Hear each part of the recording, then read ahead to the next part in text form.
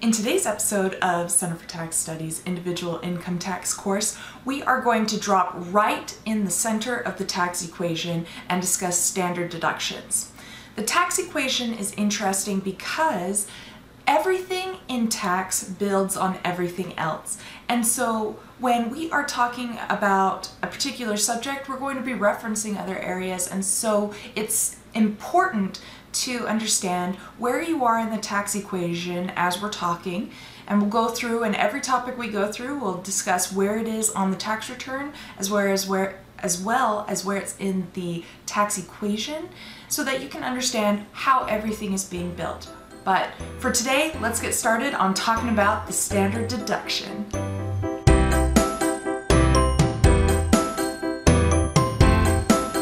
So for the standard deduction, this is a gracious act by Congress to give you a relief from your income to about the standard of the poverty level. So for 2016 and 2017, you'll see here, we're going to give you $6,300 that you can make in a given year and be able to not be taxed on it. That's so gracious of Congress, and if you can't tell, I'm being a little bit sarcastic because it's impossible to live on $6,000. And if you're a family of more than two, then $12,000 is definitely not going to cut it. But this was the intent of Congress for this.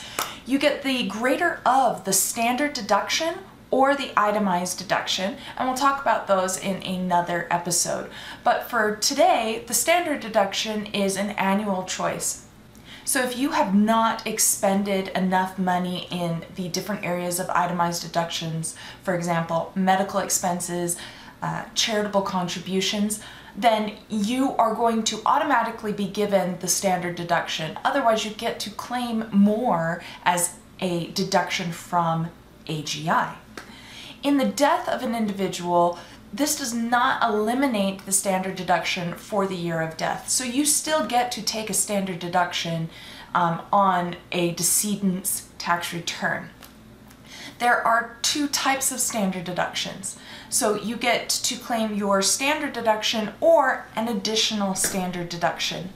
The additional standard deductions, as you will see here, are for those who are over 65. So if you are elderly, you get to take an additional $1,550 if you are single or head of household and you are single and have a dependent, or if you are married, each of you can claim $1,250, even if you are married filing separately.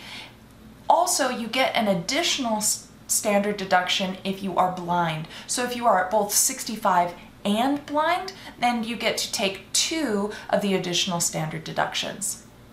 Now let's talk about if you are a person who is claimed as a dependent of another. And we'll talk about whether you are a dependent in the next episode. But if you are an individual who is blind and over 65, you get an additional standard deduction in addition to either $1,050 as your minimum. Then if you have earned income, then you get the earned income, the amount that you get as earned income plus $350, or you are capped at your basic standard deduction, or if you are single, that's $6,350 if you are filing in 2017. So let's go through an example. You, as the taxpayer, are claimed as a dependent of another. You have earned income of $1,500. So you have to figure out what your standard deduction is on your individual return, even though you're claimed as a dependent of another. You get the greater of $1,050 or your earned income of $1,500 plus $350, which is $1,850, or you're capped at $6,300. So what is the amount that you can take? Well, it's that $1,850 because it's greater than $1,050, but it's less than $6,300. So your standard deduction for 2016 in this example is $1,850. Now, there are a couple of individuals who are not allowed to claim a standard deduction. They must itemize. And these individuals are those who are married and they file separate returns and one of the two spouses itemizes. Then both parties have to itemize. Otherwise, there can be some unfair tax advantages that we were trying to eliminate with the married filing separately category. Or you're a non-resident alien. If you're a non-resident alien and you've come into the United States, Congress has decided that you do not get the tax advantages that citizens or residents get. And so you do not get to claim the itemized deduction, you only get the standard deduction because Congress has decided that you do not get to claim an additional amount in itemized deductions because you're not a resident or a citizen of the United States.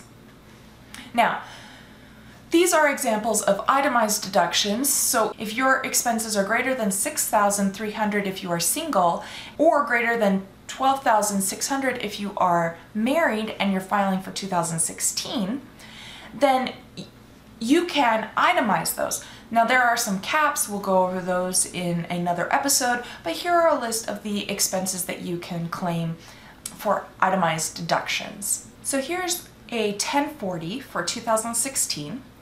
Here, when we are talking about itemized deductions and standard deductions, you'll notice that the tax equation is right here on the tax return. You've got income. You don't include exclusions, so they're not even on the tax return. Minus deductions for AGI are here, and then you'll come to your adjusted gross income. Below adjusted gross income are now your deductions from AGI, and right there in the center on line 40, you will see your itemized deductions from Schedule A or your standard deduction. And so here, if you are single, you would put down $6,300 as your standard deduction, or you would put down $12,600 as your standard deduction if you are married filing jointly. Thank you so much for watching this episode of Center for Tax Studies Individual Income Tax course on the standard deduction. If you have any questions about the information provided today, please leave a comment below, or you can email me at centerfortaxstudies@gmail.com. Also, please subscribe so that you can continue to receive these episodes, as well as feel free to give that a thumbs up if you liked this episode. Until next time, thank you for watching, and you'll hear from me soon.